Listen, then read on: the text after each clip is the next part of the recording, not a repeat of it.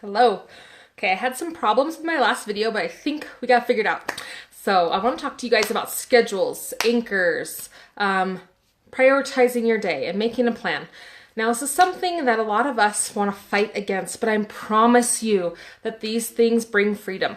Okay, if you're a mom that ever struggles with guilt, like you ever think, oh, I should be cleaning right now, or oh, I should be playing with the kids right now, or we should be reading a book right now, those shoulds, that struggle, if that's something you struggle with, a schedule free you from that. I promise. I promise, I promise, I promise.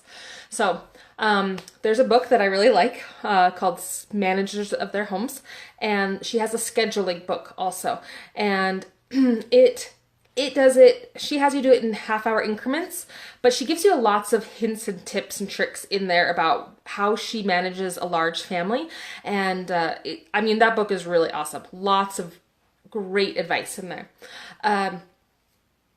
But so I like that, to break it up and to really be realistic with your time. What are you trying to get done? And can you get it all done? Sometimes I have these grandiose schemes, but there's really not enough hours in the day, right? So be realistic with your time and look at everybody's time needs, okay? Talk to your spouse first and figure out what's the most important thing to them, and if you can get that thing done every day, if it's just one thing especially, get that thing done. So look at your needs, getting your stuff done, finding fun time in there. You don't want to just get all these to-dos in there. And a big thing that I learned, I would schedule all my time, but I wouldn't schedule cleanup time. And so it was always a disaster because we were like racing from one activity to the next, or like one project to the next. And we didn't have the time scheduled in to put away the things first. So when I started making that a little more loose, that really helped us. Yeah. So anchors. This is another scheduling philosophy that people say so like for us, we get up, and I can tend to be a drill sergeant, but that's something that I don't want to be too much of.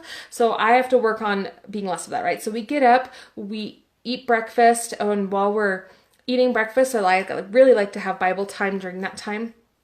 And then afterwards, we clean up, and we still mess with our schedule all the time, right? We make a schedule, but you're not a slave to it, okay? You can adjust it. You can change it as you need.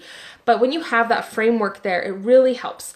So then do our chores, and then we get into our school time. So then, you have that already figured out what you need to do with each person that day, right? And then we have lunch, clean up, and the people have free time, and the rest of our day, right? That's kind of how our loose schedule is. And some people have like Fridays is poetry day, right? They have tea time and poetry, or Tuesdays is nature day and they do this nature thing, and your kids know what to expect. It really helps them. It's going to help you and it helps them. Like, they want to know, and it builds excitement, right? But it also helps them. For me, I tend to spring things on my kids a lot, and they don't tend to like it. Weird. I don't know why. But it has really helped with my kids when I have that sort of schedule. And so we're working on now with our family. It's so different now. My husband and I are both at home and working from home, and both with the kids, and trying to figure that out.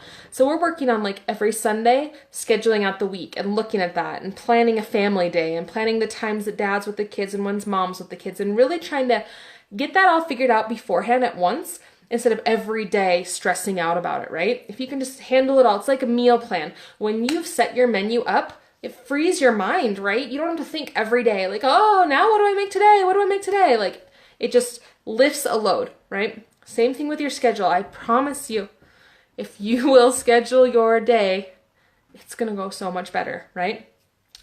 But I don't suggest doing it by the half hour, because then you get I get grumpy. Like, I want to meet that schedule. I want to be on schedule, and I get mad at my people if they're not on schedule. So I've had to just have a looser schedule, but still that flow. That's how we like it. We go with that, not go totally with the flow, but we have a flow to our day.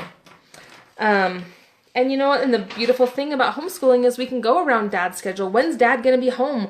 What do we want to do while dad's home? When our vacations, take vacation when everybody else is in school. It's really nice.